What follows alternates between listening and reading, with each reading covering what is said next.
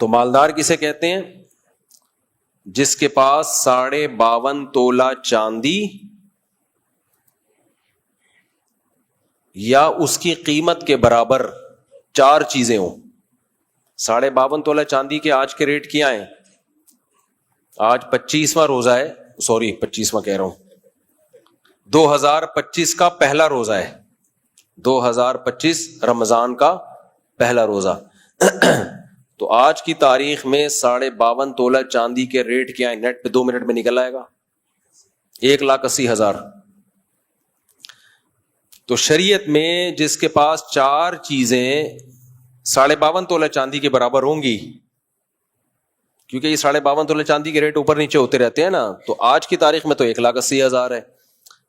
تو جس کے پاس 4 چیزیں 1,80,000 کے برابر ہو گئیں، وہ شریعت کی نظر میں کیا ہے؟ مالدار.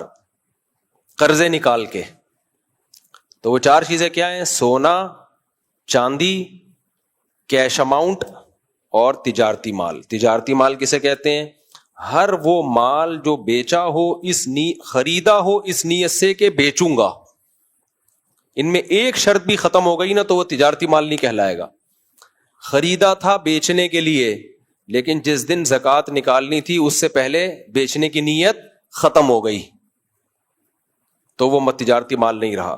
خریدا تھا استعمال کے لیے، لیکن زکوٰۃ جس دن دینی تھی اس دن بیچنے کی نیت ہو گئی تو بھی مال تجارت نہیں ہے، کیونکہ خریدتے ہوئے بیچنے کی نیت نہیں تھی. تو دکان میں جو مال پڑا ہوتا ہے نا، یہ سارا مال تجارت ہوتا ہے، کیونکہ سارا خریدا ہوتا ہے بیچنے کے لیے.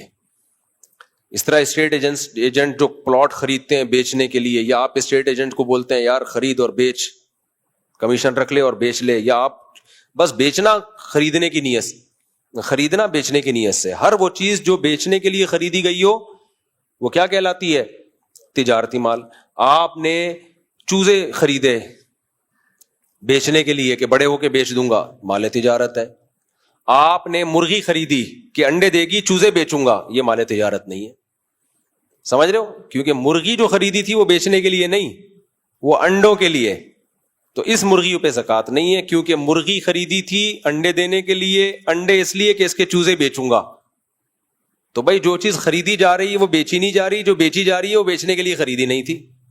بیچے چوزے جا رہے ہیں، جو بیچنے کے لیے خریدے نہیں تھے. تو یہ لگی بندی تعریف ہمیشہ کے لیے یاد کر لیں.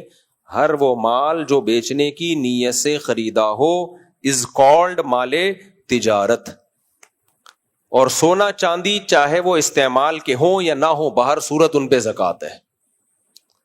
اس بارے میں امام ابو حنیفہ کا موقف ہمیشہ کی طرح بہت مضبوط ہے. احناف کا موقف، جب بھی اختلافی مسائل ہوں گے نا، آپ دیکھنا احناف کا پلڑا بھاری ہوگا. امام حنیفہ بہت بڑے فقیہ تھے، اور خاص طور پر جس مسئلے میں امام ابو حنیفہ کے ساتھ ابو یوسف اور امام محمد بھی ہوں تو وہ بہت پاورفل مسئلہ ہوتا ہے. دیکھنے میں اول نظر میں لگتا ہے بعض دفعہ دلائل کمزور ہے، لیکن جب آپ ڈیپ میں جاتے ہو تو پتہ چلتا ہے کہ بڑے خاندانی دلائل ہیں. تینوں امام کسی میں جمع ہو جائیں تو امام ابو حنیفہ کبھی یہی رائے ہے کہ زیور استعمال کا ہوگا تو بھی زکوٰۃ ہے، استعمال کا نہ ہو تو بھی زکوٰۃ ہے. ویسے استعمال کی چیزوں پہ زکوٰۃ نہیں ہوتی، لیکن سونے اور چاندی پہ ہوتی ہے. زیور نہیں، یعنی سونے اور چاندی کے زیور پہ ہوتی ہے. اور چاندی کا زیور بھی اگر وہ استعمال کا بھی ہے تو بھی زکوٰۃ ہے. اور اس کی دلیل ہے، صحیح حدیث ہے، نبی صلی اللہ علیہ وسلم کے پاس کچھ خواتین آئیں، ان کے ہاتھ میں سونے کے کنگن تھے. آپ صلی اللہ علیہ وسلم نے فرمایا کیا تم اس کی زکوٰۃ دیتی ہو؟ انہوں نے فرمایا نہیں. فرمایا کیا تم یہ چاہتی ہو کہ اللہ تعالیٰ تمہارے ہاتھ میں قیامت میں اس کے بدلے میں آگ کے کنگن پہنائے؟ تو یہ صحیح حدیث ہے. تو وہ تو پہنے میں تھے، پہنے کا مطلب کیا ہے؟ استعمال میں تھے. تو اس سے صاف پتہ چلتا ہے. اسی وجہ سے اگرچہ فقہ حنبلی میں استعمال کے زیور پہ زکوٰۃ نہیں ہے، لیکن سعودی عرب کے شیخ بن باز نے اس مسئلے میں فقہ حنفی پہ ہی فتویٰ دیا تھا کہ بہت واضح صریح حدیث اس بارے میں موجود ہے. خیر، تو زیور چاہے استعمال کا ہو، سونے اور چاندی کا زیور، تو 4 چیزیں یاد رہیں گی: سونا، چاندی، مال تجارت اور کیش اماؤنٹ. یہ 4 چیزیں 1,80,000 کے برابر، یا 3 چیزیں یا 2 یا 1 چیز بھی ہو گئی تو آپ نے وہ تاریخ کیا کر لینی ہے؟ نوٹ. جیسے 1 محرم کو آپ کے پاس یہ چیزیں آئیں اور جتنا قرضہ ہے وہ مائنس کر کے. ہاں زمین اگر آپ نے خریدی بیچنے کی نیت سے لیکن قسطوں پہ خریدی تو 1 سال کی قسطیں اس کی قیمت سے مائنس کی جائیں گی. جو قسطیں آپ نے اس سال دینی ہے نا وہ کیا کی جائیں گی؟ مائنس. جیسے 40 لاکھ کی زمین خریدی اور اس سال آپ نے 10 لاکھ قسط دے دینے ہیں اس کے, تو 40 لاکھ میں سے 10 کیا کرو گے؟ مائنس. یعنی اس سال کا کیا مطلب ہے؟ جس سال زکوٰۃ نکلتی ہے اس تاریخ سے لے کے اگلی تاریخ تک وہ مائنس کرو گے, پھر قیمت لگاؤ گے اس. تو یہ اس کو مالدار کہتے ہیں.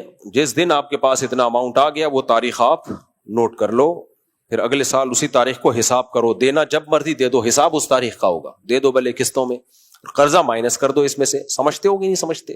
چلو اب آپ تراویح شروع کرتے ہیں.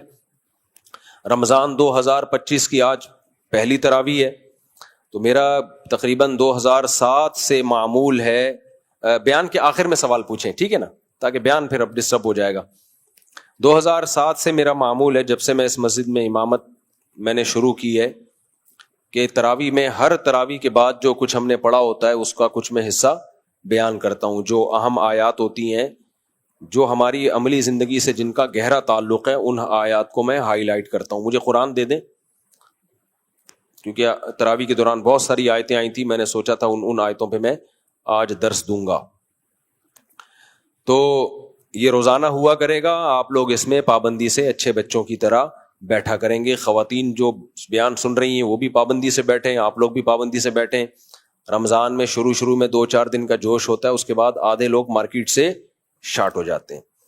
تو نبی صلی اللہ علیہ وسلم کو وہ عمل پسند تھا جو پابندی کے ساتھ ہو, ٹھیک ہے نا, تو پابندی کے ساتھ بیٹھ جائیں.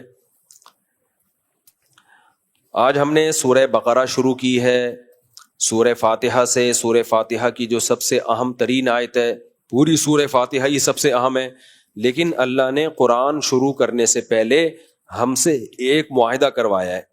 وہ معاہدہ یہ کروایا ہے, ایاک نعبد و ایاک نستعین. 2 طبقے ہیں جن سے ہماری راہیں یہاں سے الگ ہو جاتی ہیں. دنیا میں نا 3 طرح کے لوگ مارکیٹ میں پائے جاتے ہیں. بیسک قسمیں انسانوں کی کتنی ہیں؟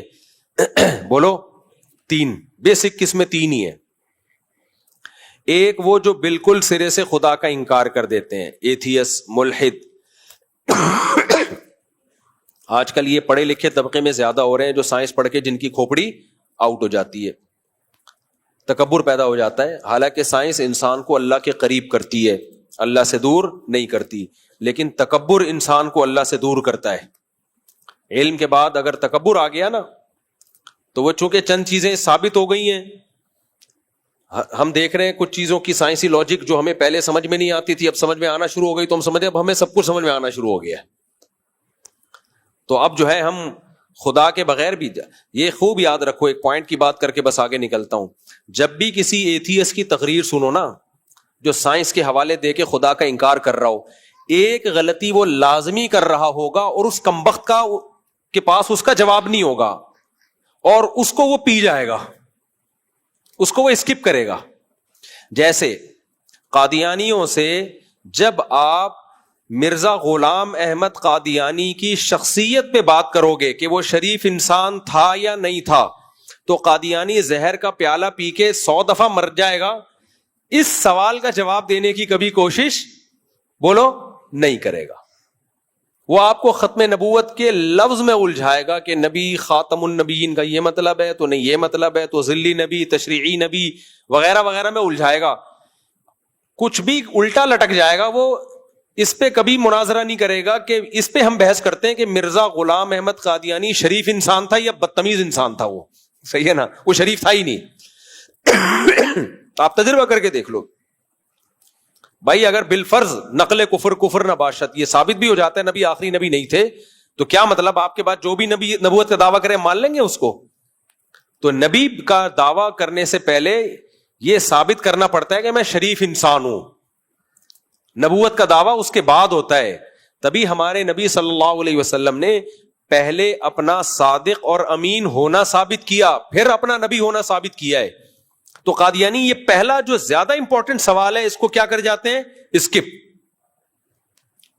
تو اسی طرح یاد رکھو کہ ملحد اور ایتھیس جو خدا کے منکر ہیں نا اور سائنس سے حوالوں سے ثابت کرتے ہیں یوں ہوا تھا پھر ایسے سیل بنا تھا وغیرہ وغیرہ، وہ ایک سوال کا جواب ٹھنڈے پیٹوں بڑے گھونٹ سے نکل جائے گا، وہ مر جائے گا، الٹا لٹک جائے گا، مناظرے کے دوران بحث کے دوران اس پر آئے گا ہی نہیں کبھی، آپ کو دائیں بائیں الجھائے گا کہ ایک سیل تھا پھر یوں ہوا پھر دیکھو یہ بھی انوالو ہوا، وہ بھی دیکھو اس میں بھی فلانے علاقے میں گیا تو اس کے جسم پہ بال نکل آئے، تو اس کا مطلب یہ جو چیزیں ہیں یہ چینج ہوتی ہیں انوائرمنٹ کے لحاظ سے، اس میں الجھاتا رہے گا آپ کو۔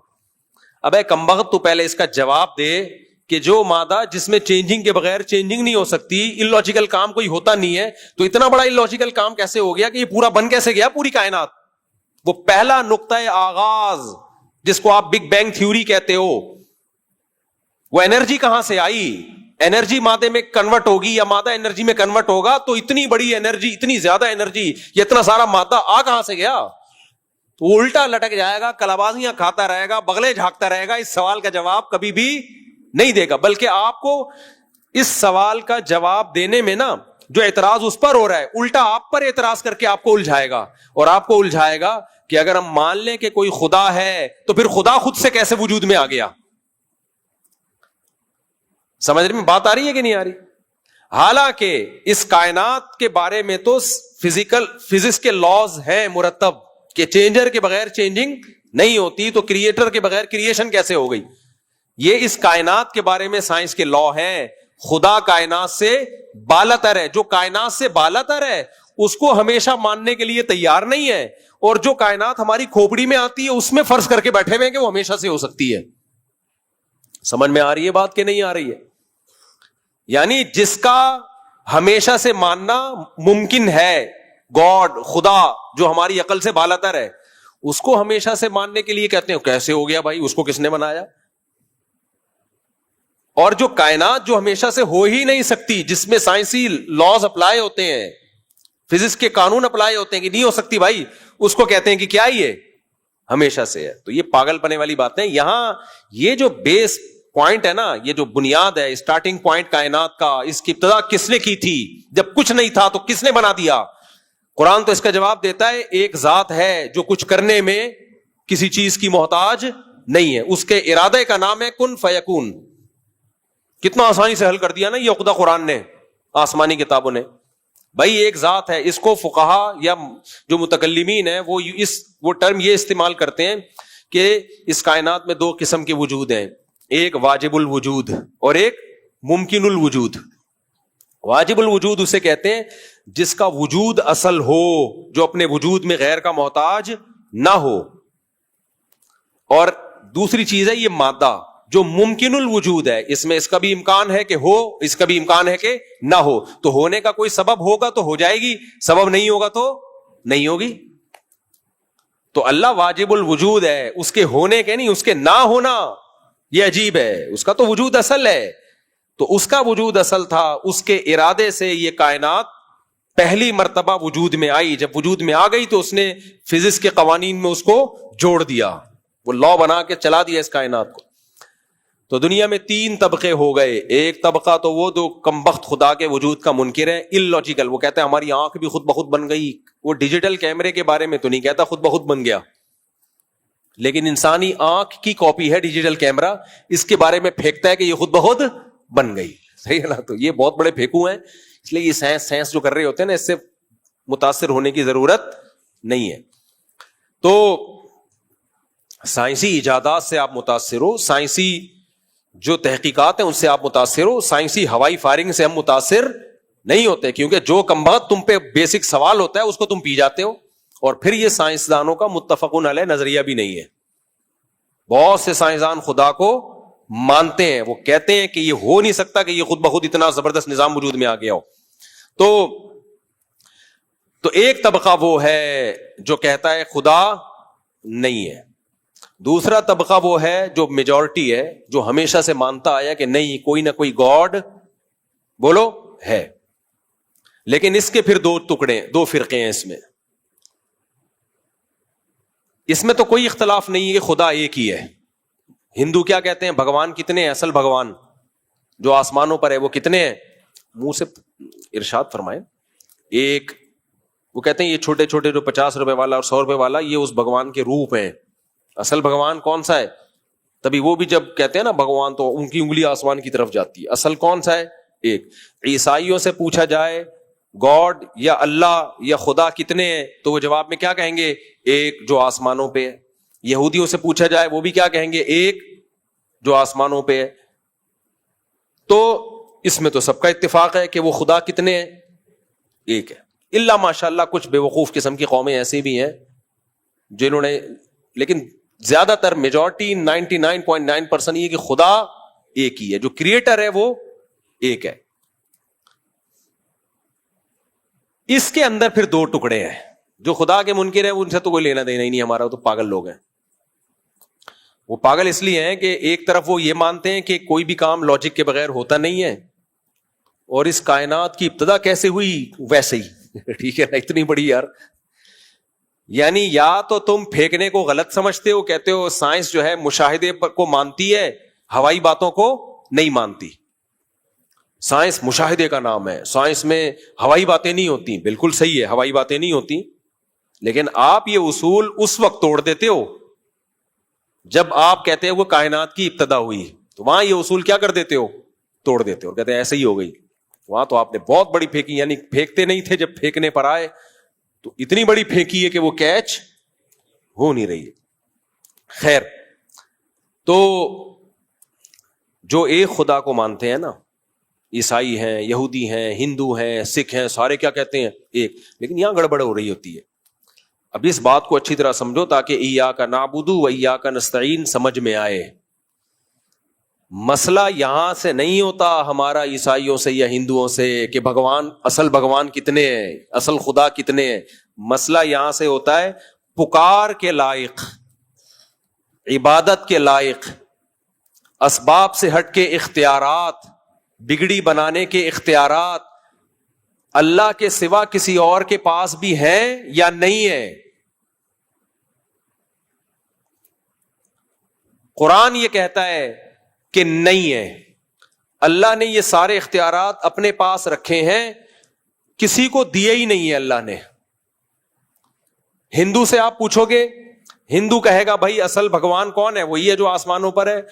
بھائی پھر ان بتوں کی عبادت کیوں کرتے ہو؟ ہندو کہے گا بھائی اس بھگوان نے ان کو بھی کچھ اختیارات دے رکھے ہیں. جیسے وزیر اعظم کے پاس اصل طاقت ہوتی تو کسی اور کے پاس ہے, لیکن ہونی کس کے پاس چاہیے؟ ہونی کس کے پاس چاہیے؟ وزیر اعظم کے پاس.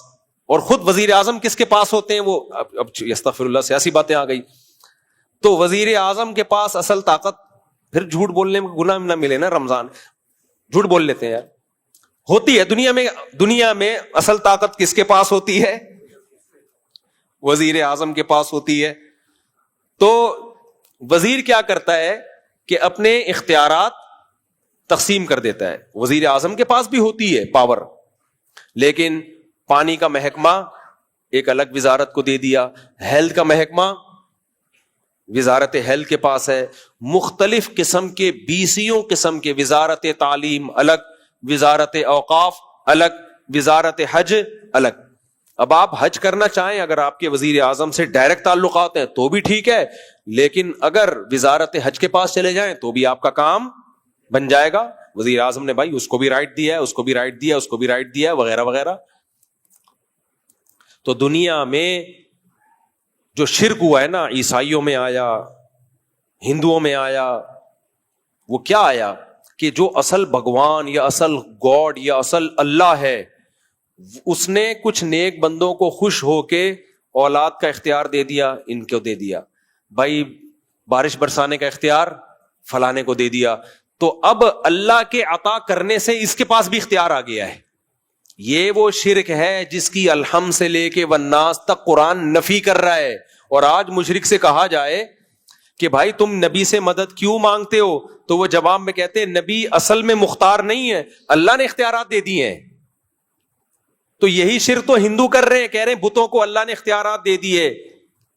عیسائی کہہ رہے ہیں عیسیٰ علیہ السلام کو اللہ نے اختیارات دے دیے, حضرت مریم کو اللہ نے اختیارات دے دیے. بھائی اللہ کہہ رہے کسی کو نہیں دیے. سب انتم الفقراء الی اللہ, سب کے سب اللہ کے فقیر ہو, کسی قسم کے اختیارات کسی کے پاس بھی نہیں ہے. یہ رمضان کا پہلا دن ہے نا, توحید تو آپ کی مضبوط ہو جائے. کوئی اختیارات نہیں دیے میں نے. اسی شرک کی نفی قرآن میں بار بار ہے.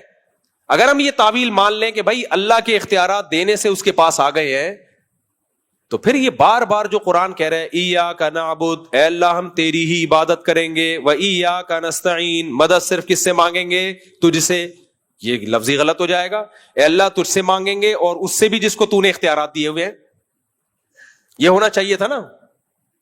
اے اللہ نبی سے بھی مدد مانگیں گے کیوں تو نبی کو بھی اختیارات دیے ہوئے ہیں. اللہ فلاں بازار سے بھی مدد مانگیں گے کیونکہ فلاں بابے سے تو خوش ہے, تو نے ان کو بھی اختیارات دیے ہوئے ہیں. اللہ پتھر سے بھی مدد مانگیں گے کیونکہ ہو سکتا ہے تو نے ان کو اختیارات دیے ہوئے ہوں. فلاں سے بھی مدد مانگیں گے, اس کو دیے ہوئے ہیں. اللہ کہتے ہیں کسی کو کوئی اختیار نہیں دیا. یہ سارے اختیارات کس کے پاس ہیں؟ اللہ کے پاس. تو ہم مدد صرف کس سے مانگیں گے؟ اللہ سے. یہاں ایک مشہور اشکال یہ لوگ کرتے ہیں کہ پھر پولیس سے مدد کیوں مانگتے ہو؟ ہیلپ لائن کا تو نام ہی مدد لائن. کیا خیال ہے بھائی؟ ڈاکٹر سے مدد مانگ رہے ہو ٹھیک ہونے کے لیے, تو اس کا مطلب ڈاکٹر کے پاس شفا کا اختیار ہے تبھی تو جا رہے ہو نا. وہ گولی دے گا آپ ٹھیک ہو جاؤ گے. تو یہ اختیار اللہ نے ڈاکٹر کو دیا اور فارمیسی کمپنیوں کو دیا. آپ کو امریکہ جانا ہے, یہ اختیار ٹریول ایجنٹ کو دیا, وہ آپ کے ڈاکومنٹ بنا کے آپ کو بھجوا دے گا.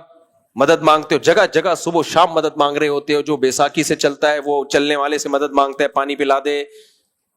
کیا خیال ہے بھائی؟ ہیلپ لائن پہ فون. تو یہاں مدد کا مطلب, اختیارات کا مطلب یہ ہے اسباب سے ہٹ کے اختیارات. لاجک کے تحت تو اختیارات سب کے پاس ہیں. سائنٹیفک لاجک جن چیزوں کی ہوتی ہے نا, وہ تو اللہ نے ایک لا بنایا ہے کہ بھائی جب آپ کو پین ہوگا تو پیناڈول میں کچھ ایسے کیمیکل ہیں کہ وہ جا کے ری ایکٹ کرتے ہیں اور آپ کے پین کو ختم کر دیتے ہیں. تو ڈاکٹر اسباب اختیار کرتا ہے, اس کی ریسرچ چاہیے. تو اسباب سے ہٹ کے جو کام ہے, جہاں اسباب فیل ہو جائیں وہاں مدد کون کر سکتا ہے؟ اللہ. باقی دنیا جو دار الاسباب ہے, یہ والی مدد تو سائنسدان بھی کر سکتے ہیں, پولیس بھی کر سکتی ہے, سب کر سکتے ہیں. جہاں سائنسی قوانین فیل ہو رہے ہوں وہاں مدد کس کے ہاتھ میں ہے؟ اللہ کے. کیونکہ جب کائنات نہیں تھی تو کوئی سائنسی لا تھا جو کائنات پہ اپلائی کر کے اس کو بنا دیا جاتا؟ جب کچھ تھا ہی نہیں تو فزکس کے لا کہاں سے آ گئے؟ تو پہلی دفعہ اللہ نے پیدا کیا اپنی قدرت سے, کلمہ کن کی طاقت سے. ہو جا, ہو گئی, بس ختم. تو پہلی دفعہ کائنات کیسے وجود میں آئی ہے؟ اللہ کے ارادے سے. کچھ بھی نہیں تھا, کچھ بھی نہ ہو تو کچھ بنا سکتے ہو آپ. دیکھو نہیں آئے گی مثال, بات سمجھ میں آئے گی نہیں. آپ دیکھو, آپ گھر میں بیگم کے پاس ہے, بیگم مجھے روٹی بنا دو. بیگم نے کہا آٹا ختم, آٹے کے بغیر بنا دو. بیگم نے پلاسٹک کی روٹی بنا دی. آپ نے کہا پلاسٹک کی روٹی, یہ کیا بنا دیا؟ بھی آٹے کی روٹی چاہیے, آٹا ہے ہی نہیں تو کیسے بنا دوں؟ آپ نے کہا چلو آج پلاسٹک کی کھا لیتا ہوں. اگلے دن آئے, بیگم روٹی بنا دو. اس نے کہا پلاسٹک پڑی ہے, پلاسٹک بھی ختم ہو گئی ہے. اب نہ پلاسٹک ہے, نہ توا ہے, نہ آگ ہے, نہ چمٹا ہے, نہ چینی ہے, نہ گھی ہے, نہ کچھ بھی نہیں ہے. کسی کا باپ بھی اب روٹی بنا سکتا ہے؟ اب سائنسدان آ گئے, فزکس کے لا, بگ بینگ تھیوری ہوا تھا, پھر فلا. بھائی بس کر یار, کچھ بننے کے لیے پہلے سے کچھ ہونا بولو ضروری ہے. کچھ بھی نہ ہو تو پھر کچھ بھی نہیں ہوتا. پھر ایک ایسی ذات چاہیے جس کے پاس بغیر کسی سبب کے بھی کچھ کرنے کی طاقت ہو. وہ کن کہے گا اور روٹی آ جائے گی آپ کے سامنے. وہ کلمہ کن استعمال کرے گا اور توا آ جائے گا. وہ کلمہ کن کہے گا کہ ہو جا اور وہ چیز ہو جائے گی. وہ کن کی طاقت, ہو جا کی طاقت کس کے پاس ہے؟ اللہ کے پاس. اور وہ اللہ اپنی قدرت دکھاتا بھی رہتا ہے. پہلی دفعہ تو اللہ نے اس کائنات کو بنانے میں دکھا دی, دوسری دفعہ آدم کو مٹی سے بنانے میں دکھا دی. عیسائی کہتے ہیں نا بغیر باپ کے عیسیٰ کیسے پیدا ہو گئے, بغیر باپ کے کیسے پیدا ہو گئے. اس کا مطلب معاذ اللہ خدا ان کا باپ ہے, نقل کفر نباشت. اللہ نے کہا آدم کیسے پیدا ہو گئے, وہ تو نہ باپ نہ ماں. تو جیسے آدم کو بغیر باپ اور ماں کے مٹی سے پیدا کر دیا, تو عیسیٰ کو تو پھر بھی ماں تھی, باپ نہیں تھے. اس میں کون سی اچھمبے کی بات ہے بھائی؟ اور دوسری بات, قدرت کے کمالات تو تم صبح شام دیکھ رہے ہو. جو پانی میں سافٹ ویئر انسٹال کر دے کہ وہ پانی ماں کے رحم میں جائے اور اس میں آنکھ ناک کان دل دماغ جگر پیدا ہو جائے, یہ بھی کلمہ کن کی طاقت سے ہی ہو سکتا ہے. خود بخود نہیں ہو سکتا. اور میں ایک بات کہہ کے بس آگے چلتا ہوں. یہ سائنسدان جو لوگ جو کہتے ہیں نا کھربوں سال پہلے ونس اپون اے ٹائم ایسا ہوا تھا, یہ بچہ ماں کے پیٹ میں 9 مہینے میں بن کے تیار ہو جاتا ہے. اگر یہ پروسیس سائنسدانوں نے اپنی آنکھوں سے نہ دیکھا ہوتا, خدا کی قسم اس بچے کو دیکھ کے یہ کہتے یہ کھربوں سال میں بنا ہے, کھربوں سال میں یہ بنا ہے, حالانکہ پانی سے 9 مہینے میں بن کے تیار. یہ تو دیکھ لیا نا, دیکھ لیا جا کے, اس لیے اور اس کی لاجک سمجھ میں آ گئی یار یہ تو ایسے ہوتا ہے. ورنہ اگر یہ پروسیس اپنی آنکھوں سے صبح شام نہ دیکھا ہوتا تو بچہ اگر کہیں نظر آتا نا, سائنسدانوں نے کیا کہنا تھا, کھربوں اربوں سال میں جا کے یہ کچھ چیز وجود میں آئی ہے. تو یہ سب حقائق سے ان کا تعلق نہیں ہے, باتیں ہیں. گورنمنٹ کی طرف سے باتیں کرنے پر کوئی پابندی نہیں ہے, کرتے رہو. کون جا کے کھربوں سال پہلے کی اخبار نکال کے دیکھے گا؟ پھینکتے رہو پھینکتے رہو. تو میں نہیں کہہ رہا کائنات کھربوں سال پرانی نہیں ہو سکتے, اس سے بھی پرانی ہو, لیکن انسان اتنا پرانا نہیں ہے جتنا یہ بیان کر رہے ہیں. خیر, اچھا, ان ملحد لوگوں کی باتوں میں ٹکراؤ بہت ہوتا ہے. یہ جو انسان کی بتاتے ہیں نا ایوالو کتنے سالوں میں ہوا ہے, ایک طرف یہ بتاتے ہیں اتنے سالوں میں ہوا ہے, جو زمین کی عمر بتاتے ہیں وہ اس سے کم ہے. یہ عجیب سی بات ہے, زمین میں ایوالو پہلے ہو گیا اور زمین پہلے, انسان پہلے بن گیا, زمین بعد میں بنی. خیر, تو پہلا لفظ یہ ہمیشہ اپنے دماغ میں بٹھا لو, ایاک نعبد و ایاک نستعین. اے اللہ ہم تیری ہی عبادت کرتے ہیں اور مدد صرف اور صرف تجھ سے مانگتے ہیں, تیرے سوا کسی سے مدد نہیں مانگتے. لہذا یا رسول اللہ مدد, یا غوث اعظم مدد, قبروں پہ جا کے وہاں مرادیں ماننا اور یہ سب چیزیں اپنی ہسٹری سے نکال دو. نبی کریم صلی اللہ علیہ وسلم سے وفا کا تقاضا یہ ہے کہ آپ سے دعا نہ مانگی جائے, کیونکہ نبی توحید لے کر آئے ہیں. یہ نبی کی محبت نہیں ہے کہ آپ نبی ہی سے مدد مانگنا شروع کر دیں. جو لوگ یہ کہتے ہیں نبی سے مدد مانگنا حرام ہے, ان کو گستاخ رسول کہا جاتا ہے. تو پھر تو عیسائی بھی جو عیسیٰ کو اللہ کا بیٹا نہیں مانتے اس کو بھی گستاخ رسول کہتے ہیں, ان کو عیسیٰ علیہ السلام کی توہین کرنے والا کہتے ہیں. تو توحید کی یہ تو سورہ فاتحہ اللہ نے شروع کہاں سے کی ہے, ایاک نعبد و ایاک نستعین. اے اللہ صرف تیری عبادت اور مدد صرف تجھی سے مانگی جائے گی. تو یہ معاہدہ کروانے کے بعد پھر اللہ کے قرآن بتاتا ہے ہمیں. پھر قرآن میں اللہ تعالیٰ نے اس سورت میں جو سورہ بقرہ ہم نے پڑھی ہے, بنی اسرائیل کا بہت زیادہ تذکرہ کیا ہے. کیوں کیا ہے؟ میں پہلے وہ 3 قسمیں مکمل کر دوں. ایک تو جو اللہ کو مانتے نہیں, ایک جو مانتے ہیں لیکن مانتے تو ہیں کہ ایک ہے بنانے والا, لیکن وہ کہتے ہیں اس سے بھی مانگنا جائز, اس سے بھی مانگنا جائز, اس سے بھی مانگنا جائز. بھائی یہ کسی سے مانگنا جائز نہیں, اللہ کے سوا کوئی عبادت کے لائق نہیں ہے, نہ عیسیٰ ابن مریم, نہ حضرت مریم, نہ پیغمبر صلی اللہ علیہ وسلم, نہ غوث اعظم, کوئی بھی نہیں. صرف کون ہے؟ ایک ہے جس نے ہمیں بنایا. تو یہ تیسرا طبقہ ہے جو جنتی ہے, ان کے علاوہ سب فی النار. الحمد سے لے کے والناس تک قرآن کہتے ہیں یہ سب آگ میں, یہ ناکام ہے. تو ایک ہی طبقہ جنت میں جائے گا. تو اللہ تعالیٰ نے اس صورت میں بنی اسرائیل کا بہت زیادہ تذکرہ کیا. کیوں تذکرہ کیا؟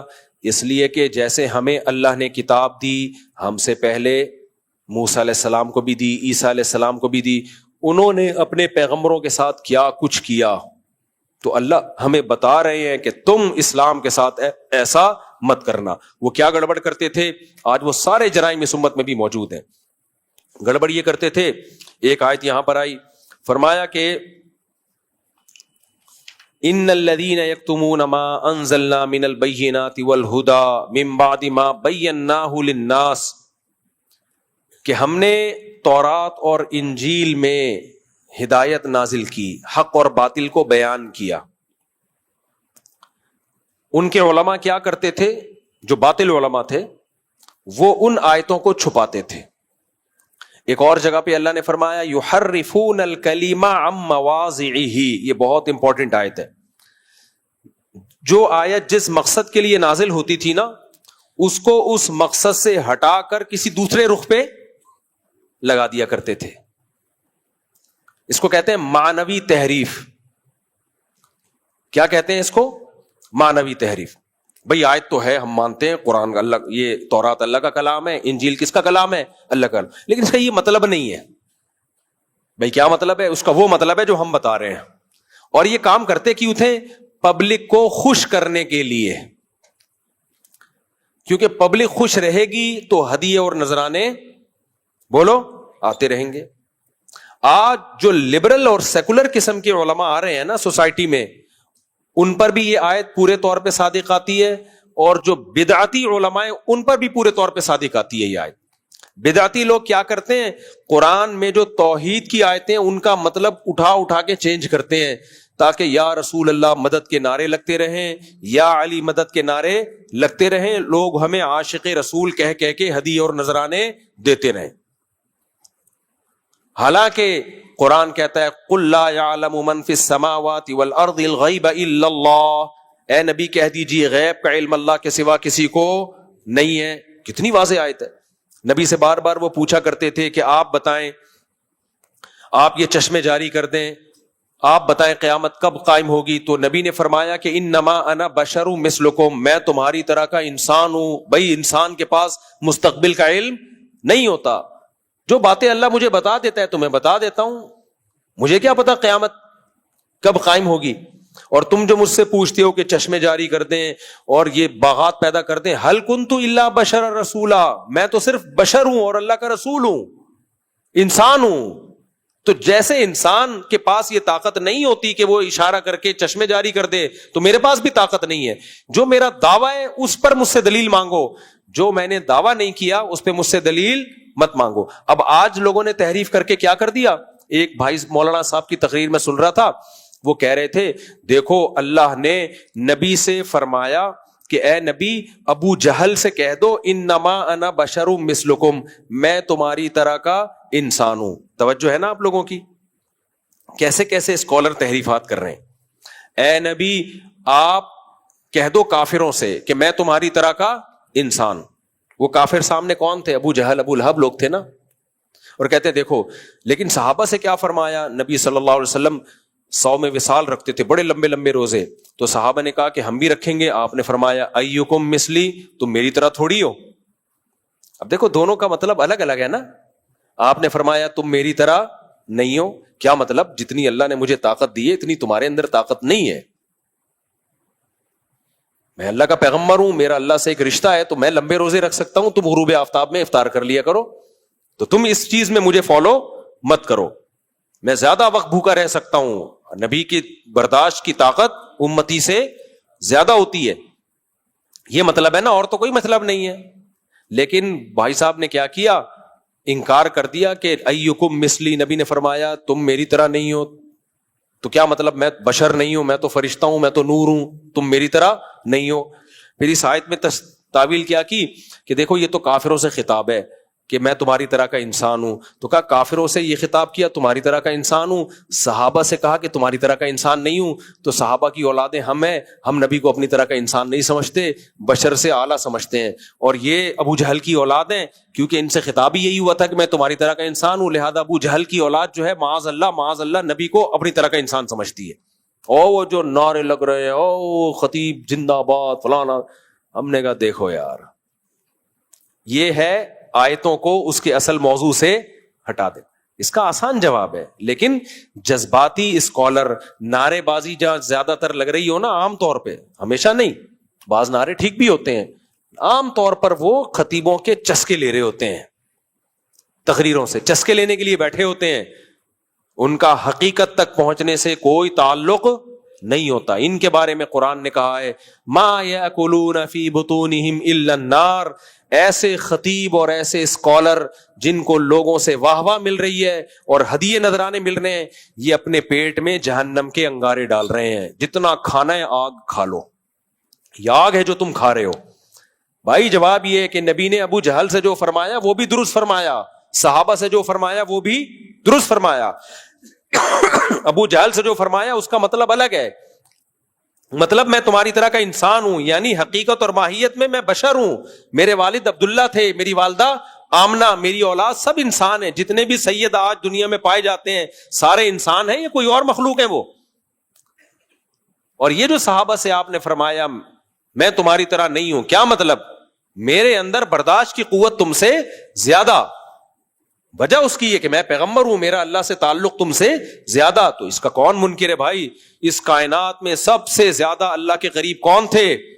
محمد صلی اللہ علیہ وسلم. اور سب سے زیادہ خواہشات پہ قابو پانے کی طاقت کس کے پاس تھی؟ محمد صلی اللہ علیہ وسلم کے پاس. تو یہ کمال ہے آپ صلی اللہ علیہ وسلم کا. لیکن کیسے خطیب نے ان کو گھمایا. تو اس لیے میرے بھائی مشرک کی مغفرت کا کوئی چانس نہیں ہے. لوگ ہمیں کہتے ہیں آپ اتنی شدت کیوں کرتے ہو, مشرک جہنم میں, مشرک کے پیچھے نماز نہیں ہوتی, مشرک سے نکاح نہیں ہوتا, تو آپ کیوں سختی کرتے ہو؟ ہم نہیں کرتے, قرآن نے سختی کی ہوئی ہے اس بارے میں. اس لیے اپنی جانوں پہ رحم کھاؤ. کل بھی ایک کا فون آیا کہ میری بیگم مزاروں پہ جاتی ہے, باباؤں سے دعائیں مانگتی ہے, میرا نکاح باقی ہے یا نہیں. میں نے کہا پہلے سے کرتی تھی تو نکاح ہوا ہی نہیں ہے, اور اگر اب کر رہی ہے تو نکاح آپ کا مارکیٹ سے شارٹ ہو گیا ہے. تو لوگ کہتے ہیں اتنے گاڑے گاڑے مفتی لوگ فتوے دیتے ہیں. ایک صاحب نے کہا, ایک ہماری مسجد کا امام ہے, وہ نبی صلی اللہ علیہ وسلم کو ہر جگہ حاضر ناظر سمجھتے ہیں, مشکل کشا سمجھتے ہیں, اور وہ کہتے ہیں کہ نبی کو بھی اللہ نے اختیارات دیے ہوئے ہیں, ان کے پیچھے نماز ہو جاتی ہے. میں نے کہا نہیں ہوتی نماز. نماز ہر ایک کے پیچھے ہو جاتی ہے, مشرک کے پیچھے نہیں ہوتی. تو کہتے ہیں یار یہی تو مولویوں نے آپس, وہ کہتا ہے اس کے پیچھے نہیں ہوتی, وہ کہتا ہے اس کے پیچھے نہیں ہوتی, وہ کہتا ہے وہ والا کہے گا اس کے پیچھے نہیں ہوتی. یہ کبھی بھی حق تک پہنچنے کا ذریعہ نہیں ہے. آج کل نا کچھ اسکالر زیادہ فنٹر بنتے ہیں, وہ کہتے ہیں ہم امت میں جوڑ پیدا کر رہے ہیں.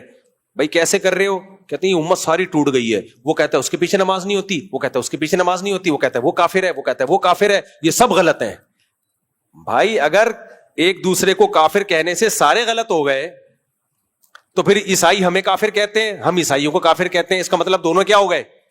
یہ بالکل ایسا ہی ہے. میں نے ان پہ کیس کیا کورٹ میں کہ اس نے میرے 1 کروڑ روپے لیے ہیں.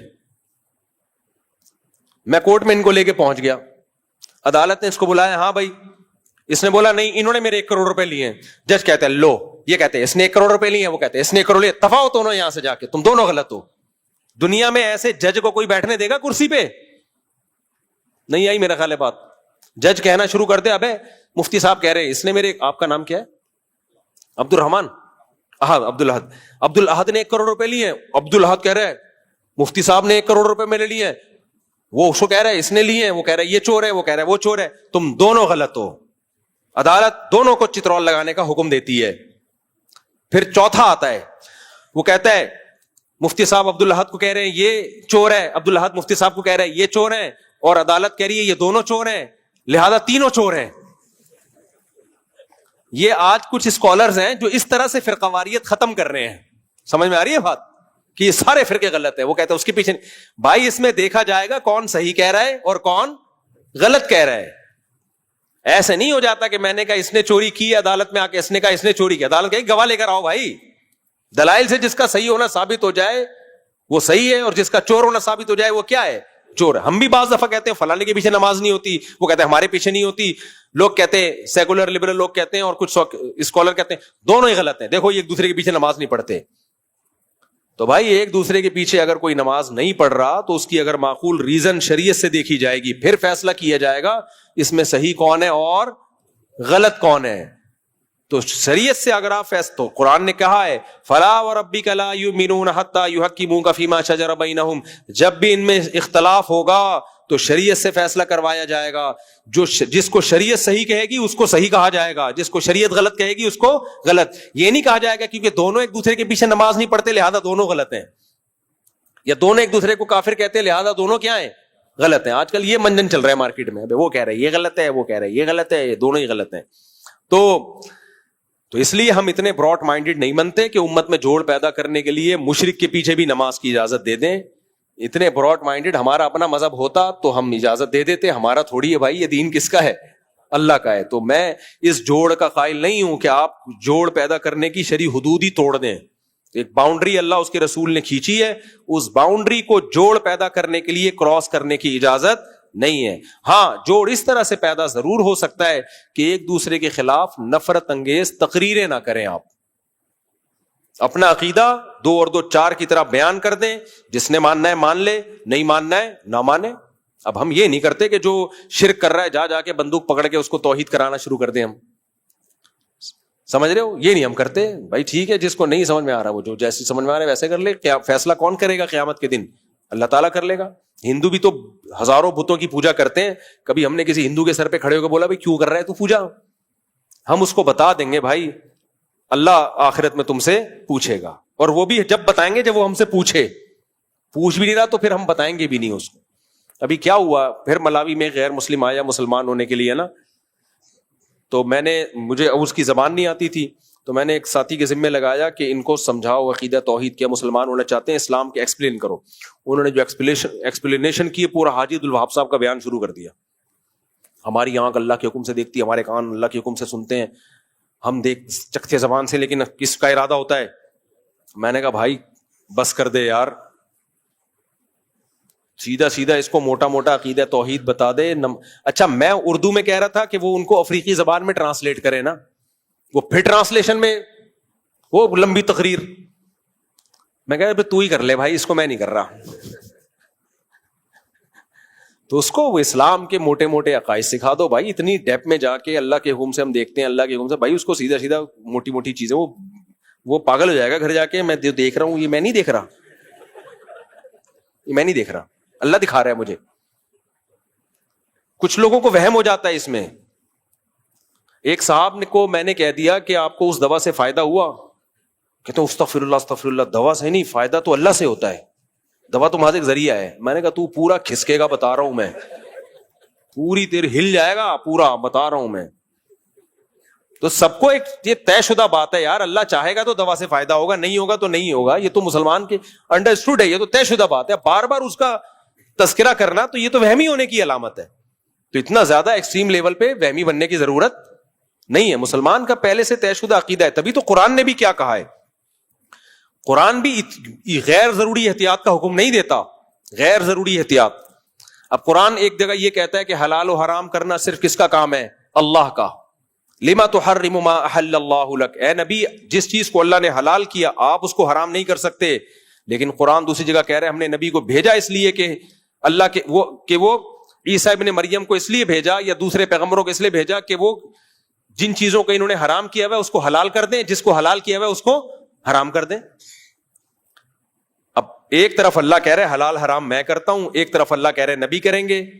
تو واضح بات ہے کہ جب اللہ نے ایک دفعہ بتا دیا کہ میرا اختیار ہے حلال و حرام کرنے کا, تو یہ بات اب طے ہو گئی ہے. اب ہر دفعہ اس کو ریپیٹ کرنے کی ضرورت نہیں ہے. اب اگر اللہ کہہ رہے ہیں کہ نبی حلال کریں گے تو مطلب یہ ہے کہ کریں گے نہیں, کرے گا کون, اللہ. لیکن چونکہ اس کی بیان نبی کی زبان سے ہوگا تو اس لیے اس نبی کی طرف نسبت کی جا رہی ہے. تو یہ بلا وجہ کی احتیاطیں قرآن نے بھی نہیں کی ہیں وہمی بنانے کے لیے. کل کیا ہوا ہے, آج بعض لوگ نا ادب تعظیم کے مسئلوں کو اتنا پیچیدہ کر کے بتاتے ہیں, آدمی کہتا ہے بس میں تو بے ادب ہی ہوں. وہ ایک ہسپتال, وہ کل کسی نے مسئلہ پوچھا تھا نا, وہ ہسپتال میں اس بیچارے کا رخ قبلے کی طرف ٹانگے اس کی مریض کی. اب ہسپتالوں میں پورا سیٹ اپ چینج کرنا پڑتا ہے, اس کی وہ پلنگ کو چینج کرنا آسان نہیں ہے. تو مریض کا علاج کرتے ہوئے اس کو ڈر لگ رہا ہے اس کی ٹانگیں کہاں جا رہی ہیں, قبلے کی طرف جا رہی. میں نے کہا بس کر دے میرے بھائی, اگر ٹانگیں قبلے سے ہٹائی نا اور ڈرپیں لگی ہوئی ہوتی ہیں اس کے, کبھی آپریشن تھیٹر میں ہوتا ہے, تو ادب کا تقاضا یہی ہے کہ قبلے کی طرف پاؤں نہ کیے جائیں. لیکن کوئی ضرورت مجبوری ہو تو پھر کوئی مسئلہ, ادب کو مسلط نہیں کر لینا چاہیے اپنے اوپر کہ کچھ بھی زمین آسمان ادھر سے ادھر ہو جائے, بے ادبی نہ ہو. بے ادبی بری چیز ہے, لیکن جہاں ضرورت ہوگی تو وہ بے ادبی کہلاتی نہیں ہے. تمام فقہا لکھتے ہیں کہ مریض آدمی جب بیٹھ کے نماز پڑھے تو اگر ٹانگیں موڑنا اس کے لیے مشکل ہے تو قبلے کی طرف پاؤں کر لے, قبلے کی طرف پاؤں کر کے نماز پڑھے. وہ تو وجہ اس کی ہے کہ ضرورت ہے بھائی. اب وہ قبلے کی طرف گھومے جا رہا ہے, وہ نہیں ہو رہا, تو وہ تو گھٹنا ٹوٹے گا بیچارے کا. خیر, تو کہاں سے کہاں بات چلی گئی, جلدی جلدی بس سمیٹوں. تو بھائی توحید کے معاملے میں ایسا نہیں ہے کہ آپ کو چھوٹ کی اجازت ہو اس میں. دوسرا مسئلہ یہاں اللہ نے یہ بیان کیا. پہلا مسئلہ سمجھ میں آ گیا عقیدہ توحید آج کی صورت میں. دوسرا مسئلہ اللہ نے بتایا کہ جو لوگ بھی اللہ کی آیات میں تحریف کرتے ہیں اور اس کو اصل جگہ سے ہٹاتے ہیں, جو دو طرح کے طبقے کرتے ہیں, ایک بدعتی لوگ, ایک جو سیکولر علماء آج کل آ رہے ہیں مارکیٹ میں, لبرل سیکولر علماء. حضرت عیسیٰ کی حیات کا انکار کر دیا, حالانکہ قرآن کی آیت کا ہمیشہ سے یہی مطلب سمجھا جاتا رہا ہے, سارے صحابہ تابعین تبع تابعین, کہ قرآن جب کہہ رہا ہے وما قتلوہ وما صلبوہ, انہوں نے عیسیٰ کو قتل نہیں کیا نہ سولی پہ لٹکایا, بر رفعہ اللہ الیہ, اللہ کہتے ہیں میں نے اپنی طرف اٹھا لیا. آج ایسے اسکالر مل جائیں گے آپ کو, وہ کہتے ہیں یہاں اٹھانے کا مطلب بلند مرتبہ دے دیا یا ویسے کر دیا یا ایسے کر دیا, اور بڑی لمبی چوڑی افلاطونی تقریریاں, کیونکہ لوگوں کو خود قرآن آتا نہیں ہے تو لوگ ان کے جھانسے میں آ جاتے ہیں. جیسے بنی اسرائیل کے جو جاہل جو تحریف کرنے والے علماء تھے نا, پبلک ان کے جھانسے میں آ رہی تھی نا, تبھی تو اللہ نے کہا کہ ان کی یہ پیٹ میں آگ کے انگارے ڈال رہے ہیں, کیونکہ پبلک ان سے متاثر ہو رہی تھی. تو صرف پبلک کا متاثر ہونا کسی شخصیت سے یہ اس کی دلیل نہیں ہوتی کہ یہ برحق عالم ہے. آپ کا علم اسلاف, تابعین, تبع تابعین سے میچ کرنا چاہیے, کیونکہ اس زمانے کے لوگوں کی نبی نے گواہی دی ہے. حضرت ابو ہریرہ سے صحیح بخاری میں ہے کہ عیسیٰ ابن مریم قرب قیامت میں نازل ہوں گے, اور آپ نے قرآن کی آیت دلیل کے طور پہ پڑھی ہے. یہ بخاری کی حدیث آپ کے سامنے پیش کر رہا ہوں. فرمایا اگر تم چاہو تو قرآن کی آیت پڑھو. حضرت عیسیٰ نے یہ بیان کیا, پہلے نبی کی حدیث بیان کی کہ عیسیٰ ابن مریم قرب قیامت میں نازل ہوں گے. آج پروفیسر غامدی صاحب نے حضرت عیسیٰ کے نزول کا بولو انکار کر دیا اور آیتوں کو گھمایا پھرایا. یا توفا کا یہ مطلب ہے, تو یہ تو اب لوگوں کو قرآن آتا نہیں ہے تو متاثر ہو جاتے ہیں وہ. اچھا پھر گڑبڑ پتہ ہے کیا ہوتی ہے, جب ہم ان مسائل پہ شدت سے رد کرتے ہیں تو لوگ کہتے ہیں دیکھو غامدی صاحب کتنے آرام سے رد کرتے ہیں اور یہ مولانا صاحب کتنے غصے میں رد کرتے ہیں.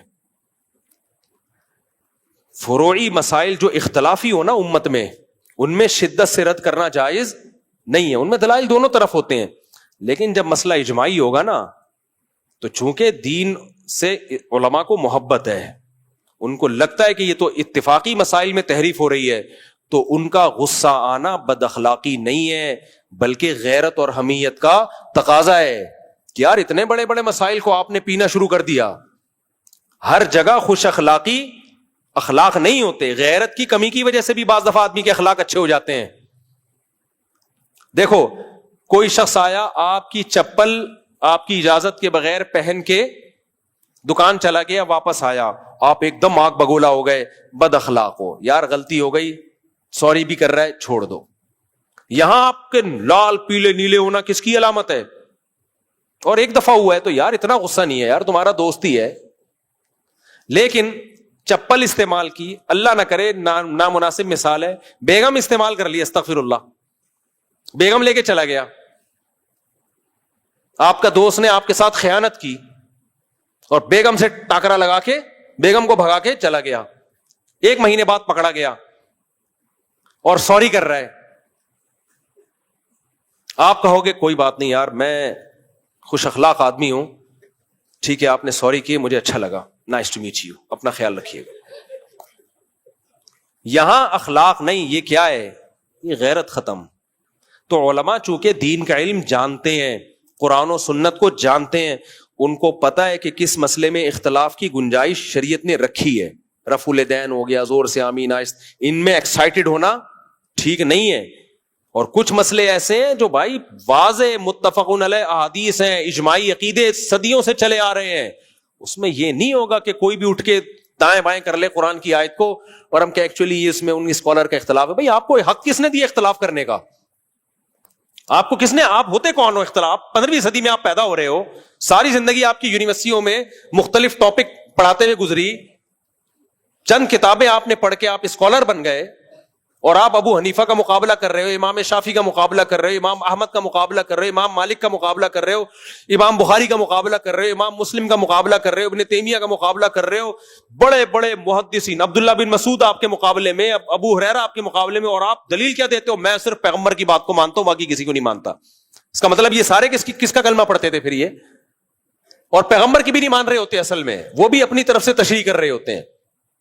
تو اس لیے ایسے موقع پہ کسی عالم کا جذباتی ہو جانا یہ بد اخلاقی نہیں ہے, بلکہ یہ کیا ہے؟ غیرت. میں آپ کو ایک بخاری سے ایک مثال دیتا ہوں. غالباً ابو مسعود انصاری تھے یا عبداللہ بن مسعود تھے, ان کے سامنے کسی نے بتایا کہ موسیٰ علیہ السلام جو جس کا قرآن میں تذکرہ ہے نا, جو خضر علیہ السلام کے پاس گئے تھے, یہ وہ والے موسیٰ نہیں تھے جو بنی اسرائیل کے تھے, یہ کوئی اور موسیٰ تھے. تو پتہ ہے حضرت عبداللہ بن مسعود نے جواب کیا دیا؟ کذب عدو اللہ, اللہ کا دشمن نے, اللہ کے دشمن نے جھوٹ بولا ہے. وہاں بھی کہہ سکتے ہیں بھائی ایک آدمی نے دوسری تفسیر کی آیت کی, تو ایکچولی آپ اعتدال سے بھی تو اس اختلاف کو بیان کر سکتے ہیں, کہہ سکتے تھے نا. نہیں آئی بات, میرا خیال ہے. لیکن وہاں ابو مسعود تھے یا عبداللہ بن مسعود تھے, غضبناک ہو گئے.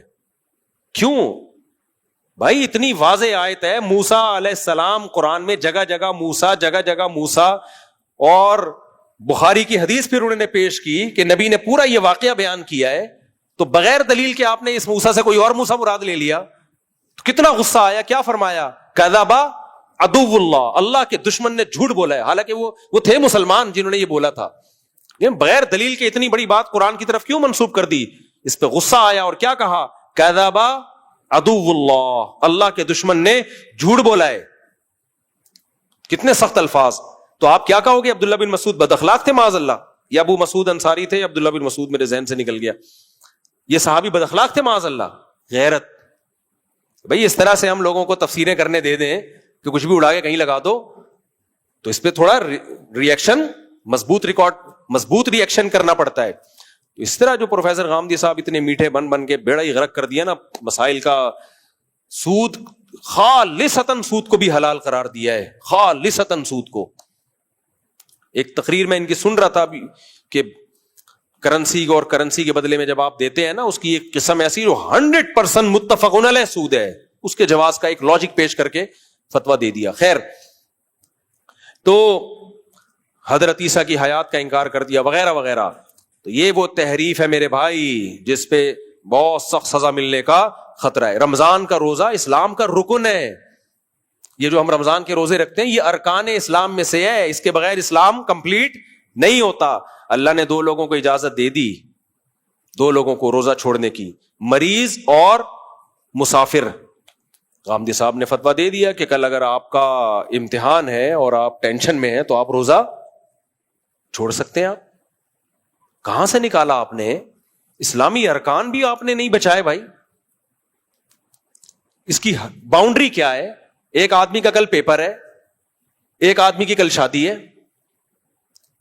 ٹینشن کا معیار کیا ہے آپ کے پاس؟ کل ہو سکتا ہے وہ آج اس کو کرسیاں لگانی ہو, تمبو لگانا ہو, بہت بزی ہو, وہ نہیں روزہ رکھ سکے. وہ تو کون سا تھرمامیٹر ہے جس کو لے کے آپ یہ فیصلہ کرو گے؟ ہو سکتا ہے جس کی کل شادی ہو وہ زیادہ ٹینشن میں ہو, امتحان ہو وہ زیادہ ٹینشن میں نہیں ہو. وہ تھرمامیٹر کیا ہے, معیار کیا ہے جسے دیکھ کے آپ یہ فیصلہ کرو گے کہ اس کو کم ٹینشن ہے, اس کو زیادہ ٹینشن. ایک آدمی مزدور ہے, کل اس نے تعمیری کام کرنا ہے, مزدوروں کے لیے بھی روزہ چھوڑنا حلال ہو گیا. مجھے بتاؤ امتحان والے کو ٹینشن زیادہ ہوتی ہے یہ جس نے گرمی میں گڑھا کھودنا ہو؟ فقہا نے تو مسئلہ بیان کر دیا چاروں اماموں کے نزدیک, صرف مسافر مریض روزہ چھوڑ سکتا ہے, قرآن نے اجازت دی. نہ مزدور چھوڑ سکتا ہے, کیونکہ ٹینشنوں کی تو پھر مختلف قسمیں ہیں. کس ٹینشن کو کس ٹینشن پہ قیاس کرو گے؟ کل آج آپ نے فتویٰ دیا کہ صرف جس کا پیپر ہے وہ روزہ چھوڑ سکتا ہے. کل کوئی اٹھے گا بولے گا بھائی میرے ابا کو کل ہارٹ اٹیک ہوا ہے, میں بھی روزہ چھوڑ سکتا ہوں. بیمار وہ ہیں لیکن ٹینشن کس نے اٹھانی ہے؟ میں نے اٹھانی, لہذا میں روزہ چھوڑ سکتا ہوں. تو بیسی کوئی حد آگے بیڑا غرق ہو جائے گا اسلام کا. تو اسلامی رکن ہے روزہ, اسلام کے احکام آسان ہیں, لچکدار نہیں ہے, اس میں اپنی طرف سے ایڈیشن نہیں ہو سکتی. تو یہ ہے وہ قرآن نے جو بیان کیا کہ یہود و نصارہ نے یہ کام کیا تھا, جس کا نتیجہ کیا نکلا؟ دین کا بیڑا غرق. آج دیکھو یہود و نصارہ کے پاس ککھ بھی نہیں بچا ہے, کچھ بچا ہی نہیں ہے. ہمارے پاس پورا دین 1400 سال سے. کیوں؟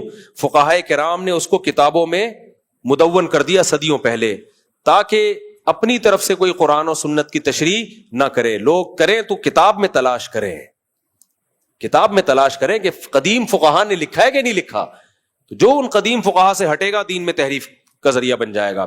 اسی سے یہ بھی ثابت ہو گیا کہ ابھی جو ایک مولانا صاحب کا کلپ آیا ہے کہ یہ لوگ کہتے ہیں شب برات کا حلوہ کتاب میں دکھاؤ. ہم کہتے ہیں نا قدیم فقہا نے کوئی لکھا ہے قرآن و سنت سے اخذ کیا ہو, تو کہتے ہیں حلوہ کتاب میں نہیں ہوتا, حلوہ پلیٹ میں ہوتا ہے. کہہ رہے تم کتاب میں تلاش کرو, ہم پلیٹ میں تلاش کر رہے ہیں. تم کھاؤ کتاب سے, نہیں ملے گا تھک جاؤ گے, ہم کھائیں گے کس سے؟ وہ کہہ رہے یہ کہ عجیب لوگ ہیں, کہتے ہیں کہ شب برات کا حلوہ کتاب میں دکھاؤ. کتاب میں تھوڑی ہے, حلوہ کہاں ملے گا؟ پلیٹ میں ملے گا. تو یہ بھی بہت اہم آیت تھی. آج سارا وقت اسی پہ لگ گیا کہ اللہ نے یہودیوں کی اور نصارہ کی 2 باتیں بیان کی ہیں. 2 جگہ یہ اس آیت آئی ہے کہ جو ان آیتوں کو چھپاتے ہیں یا غلط تشریح کرتے ہیں, اللہ نے فرمایا اولئک یلعنہم اللہ, ان پر اللہ کی بھی لعنت اور لعنت کرنے والوں کی بھی ان پر لعنت. حقیقت یہ کہ لعنت کرنے کا ہی دل کرتا ہے ایسے لوگوں پہ جو ایسی تحریفات کر رہے ہوتے ہیں, لعنت کرنے کا دل کرتا ہے ان لوگوں کے اوپر. تو ایسی تحریفات سے اللہ ہمیں بچائے. تو آج وقت کافی زیادہ ہو گیا, پہلا دن تھا, تو کل سے ہم انشاءاللہ پھر فوکس کریں گے تفسیر کو, چونکہ یہ توحید ہے نا, توحید اس کو تھوڑا سا ایکسپلین کرنا تھوڑا ضروری تھا. ایاک نعبد و ایاک نستعین, تو دیکھو ہم جب اسکول پڑھتے تھے سینٹرل آئیڈیا کیا ہے اس کا, کہتے تھے نا, وہ ایک ٹاپک ہے, مضمون ہے اس کا, سینٹرل آئیڈیا کیا ہے. اگر آپ کو سینٹرل آئیڈیا ہی سمجھ میں نہیں آیا تو کوئی فائدہ نہیں ہے. تو سینٹرل آئیڈیا کے گرد پورا ٹاپک مضمون گھومتا ہے. تو قرآن کا بھی ایک سینٹرل آئیڈیا ہے, پورا قرآن اسی کے گرد گھومتا ہے. وہ سینٹرل آئیڈیا ہی یہی ہے, ایاک نعبد و ایاک نستعین. اس میں ہم دو قوموں سے بچ جاتے ہیں, ایک خدا کے انکار کرنے والوں سے بھی, کہ ہم انکار کرنے والوں میں نہیں ہیں, اور ہم مشرکین میں سے بھی نہیں ہیں. اللہ کہتے ہیں وما یؤمن اکثرهم باللہ الا وهم مشرکون, بہت سے لوگ جو اللہ پہ ایمان لاتے ہیں شرک کے ساتھ. تو ہم نے اپنے آپ کو ان دونوں طبقوں سے بچانا ہے بھائی. ہم خدا کے منکر بھی نہیں ہیں اور مانتے بھی صرف کس کو ہیں, ایک کو, اور صرف زبان سے نہیں مانتے, وہ تو مشرک بھی زبان سے مانتے تھے, اب بھی مشرک زبان سے مانتے ہیں کہ ایک ہی ہے, عملی طور پر بھی کہ عبادت صرف اسی کی کرتے ہیں. یہ سینٹرل آئیڈیا آپ کی کھوپڑی شریف میں بیٹھنا بہت ضروری تھا. تو کل سے انشاءاللہ پھر ہم پراپر وے میں سورہ بقرہ کی تفسیر شروع کریں گے. اللہ تعالیٰ سمجھنے کی, عمل کی توفیق عطا فرمائے. وما علینا الا البلاغ.